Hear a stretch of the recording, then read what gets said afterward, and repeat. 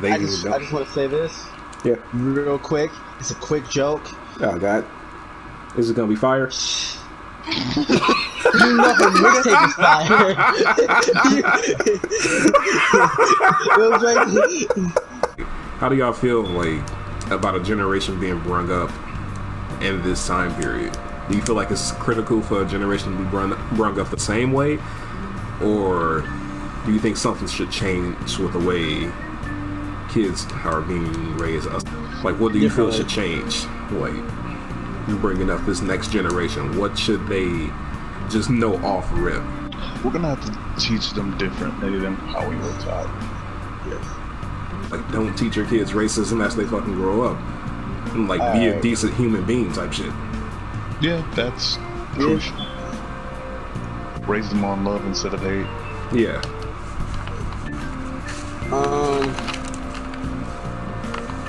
Joe, have you listened to Race the 5'9's Allegory yet? Yes, I have.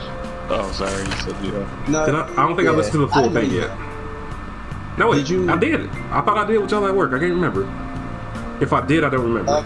But either way, I know what you're talking about. Because Ice cream truck? yeah, but I think his. Hold on, let me make sure I got the right name for the skit. Is it the one with Eminem? No, that's not it. But that's important, but not necessarily it. The Mr. Grace intro and the Mrs. Grace interlude is honestly how we have to teach. I feel like that's what needs to change. So to sum it up,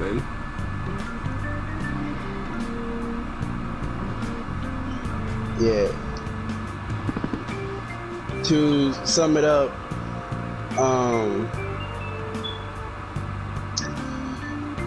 he was teaching his son basically how to not work for anyone else, how to build his own establishments,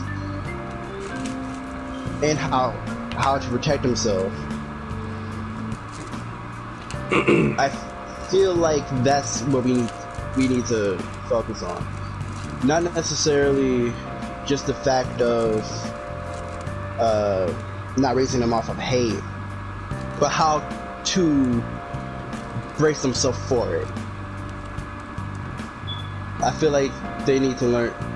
We need to teach them that, because unless the population drastically changes and we get like a huge baby boom, we're going to still experience racism in some way, shape, or form. Mm-hmm. It may not be as visible, but we will see it at some way, shape, or form. That is very true, because honestly, racism will never die as long as it's being taught. Yeah. So we have to teach our children or the next generation that you can build a system or a community of your own people inside of this system. That way it can at least lessen the affected blows of experiencing drastic racism. For example, Chinatown. Chinatown is a community living inside of the nation, but when you look at the statistics that the Asian community often faces, it's not as drastic as the black community. We can build things inside of that. It's Asian-owned businesses. That's just where we have to teach our children, because I feel like that would drastically affect us in the long run.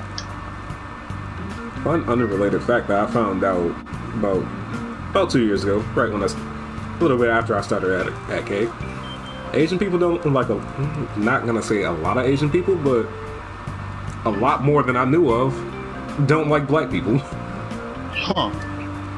Because the reason, well, Go sent me this video. This was around the time I was talking to Lily a little bit, trying to figure out, like, all right, what the fuck we gonna do about It this? makes a lot of sense, doesn't it? And no, I'm sorry. It makes a lot of sense as to why her mother didn't want her around me. She called us ghetto and ratchet, and I found out this one out after we left the place. You don't talk to my family like that and be around me like that. I just want to say this. Yeah. Real quick. It's a quick joke. Oh God. Is it gonna be fire? You know her mixtape is fire. It was like,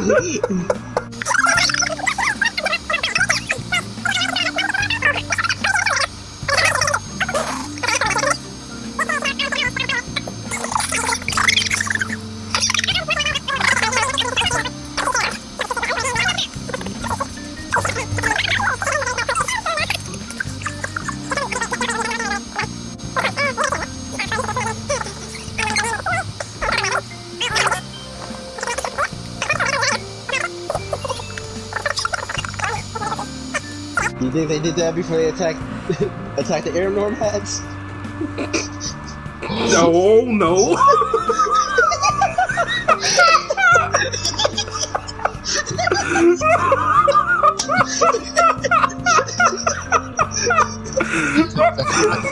Everything hit me at once. Like, wait, he just said.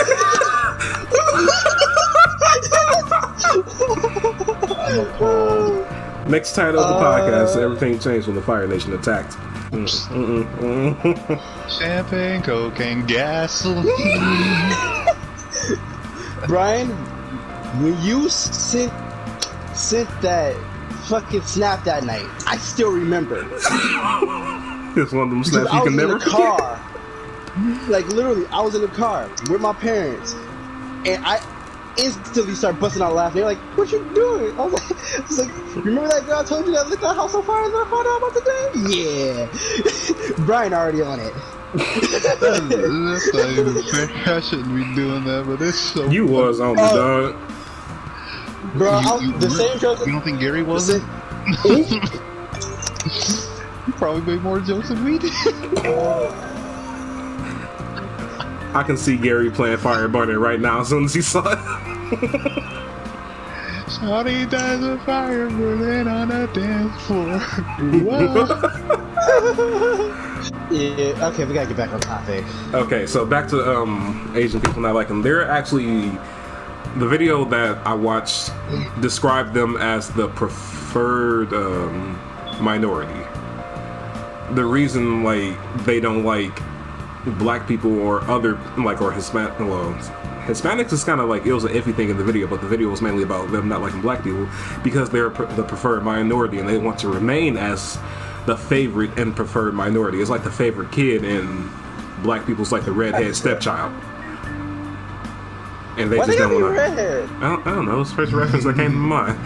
You know, a lot more Asians than apparently I fucking knew about just don't like black people because they want to remain as the preferred and favorite stepchild. Oh, like to the Caucasian goddamn race, which I find very stupid. Like, they owe you money. You own these niggas. The fuck you want to be their favorites for? I think it was something culturally. Don't slam me in the comments.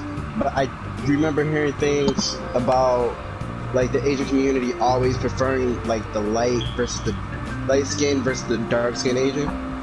But Asians did build the railroads in early America. So yeah, I'm not saying like, you know, Asians are racist. I'm just saying like it really surprised me and threw me off when I found out like, wow, y'all just don't like us because y'all want to remain the favorites, huh?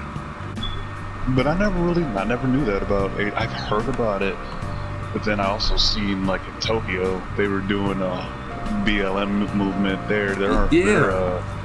So that's where I'm just like, dang, I didn't know that. And then now I have to think about every Asian person I've interacted with, and they've all liked me. You know, they were all cool. They never, yeah. Asian households are typically, or at least they're depicted as being very traditional as well. So their children may not have the same views as the parent. Yeah. that could also be a thing.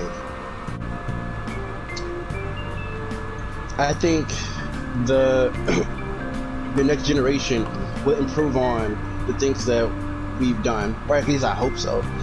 Oh, please. I hope so too. You hope so, 'Cause- but as we all know, history is doomed to repeat itself. Look If where you we don't are know right it. now. Huh.